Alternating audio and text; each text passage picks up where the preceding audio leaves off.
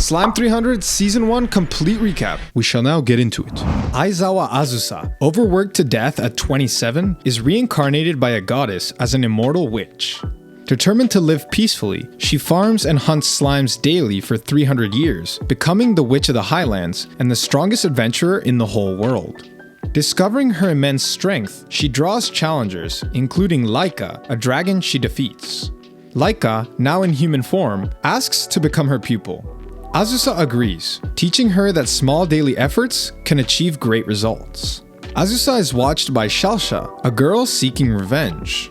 Laika warns attacks may increase, so they place a barrier around Flata village. Falfa, Shalsha's sister, claims Azusa is their mother. The sisters are 50-year-old slime spirits, formed from slain slimes. Shalsha, who perfected a smite evil spell, which is only effective against Azusa, attacks her, but is defeated by Laika. Learning Azusa isn't solely responsible, Shalsha gives up her grudge. Azusa adopts them, finding peace with her dragon pupil and slime daughters.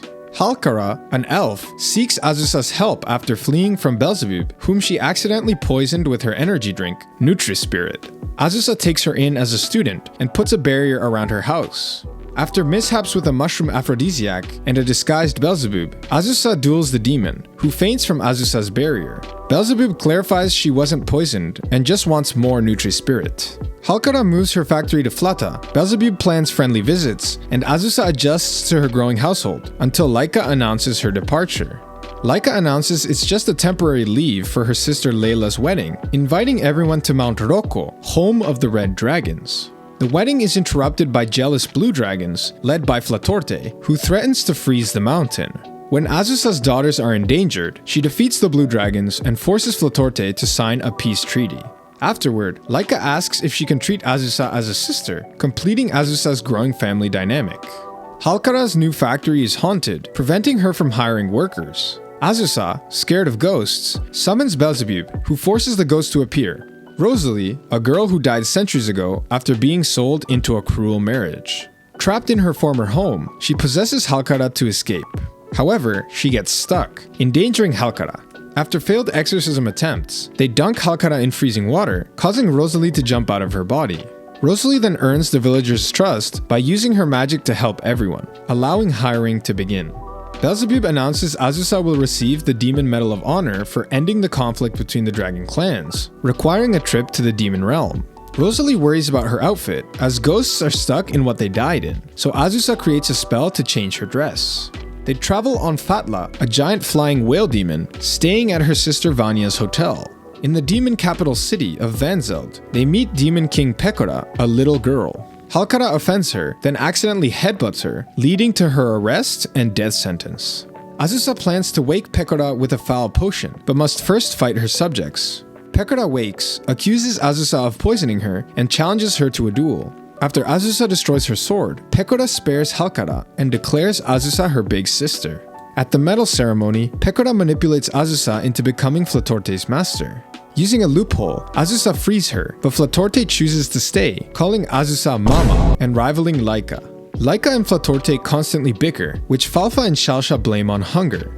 A boar infestation excites them, and they kill all the boars. After the hunt, Beelzebub and Fatla host a feast, and Laika and Flatorte admit they fought over sleeping next to Azusa, who lets them share her bed. Later, discovering someone is impersonating Azusa, they track her down. The fake, Eno, is a medicine maker who seeks fame but anonymity, so Azusa suggests she sell medicine as an idol. Doing this, Eno becomes very popular. Falfa turns into a slime and cannot change back. Beelzebub suggests asking Intelligent Slime, who directs them to Magician Slime. She diagnoses Falfa with sleep form, caused by a pulled muscle, and advises training with Fighter Slime. They find her at a fighting tournament, where Beelzebub defeats her, and she helps Falfa transform back. Azusa then defeats Beelzebub in the final. Fighter Slime tries to become Azusa's student, but, sensing the terrible amount of slime she has killed, chooses Beelzebub instead. Skifanoia, a rabbit girl musician, fails to impress Flata village with her death metal, and faints from hunger. Azusa takes her in, learning her real name is Kuku, and that she's struggled as a musician for 63 years. Flatorte notes death music is outdated, and Azusa suggests a style change. Everyone helps with lyrics, inspiring Cuckoo to write about Azusa's family. Beelzebub books her for a demon festival, where Flatorte helps her overcome stage fright. Her song is a hit, launching her music career. Halkara accidentally feeds Azusa a magic mushroom, turning her into a child. While Laika, Flatorte, and Pekora adore her cuteness, Pekora directs her to an alchemist at the top of the World Tree dungeon. Expecting danger, they instead find an 108th-floor tourist attraction. After 2 nights in hot springs, they reach the alchemist, who gives her Enno's pills. Enno reveals the cure was nearby all along. Azusa returns, takes the pills, goes back to normal, and enjoys a bath with her family to close out the adventure.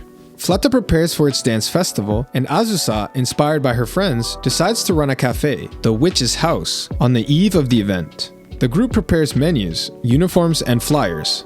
On opening day, overwhelming crowds arrive, but with help from Beelzebub, Vanya, Pekora, and others, they serve everyone successfully. The next day, Azusa gets a knock on the door, which she opens, greeting the person which starts her day. Yup, now you know everything, so you can go and enjoy season 2. Peace!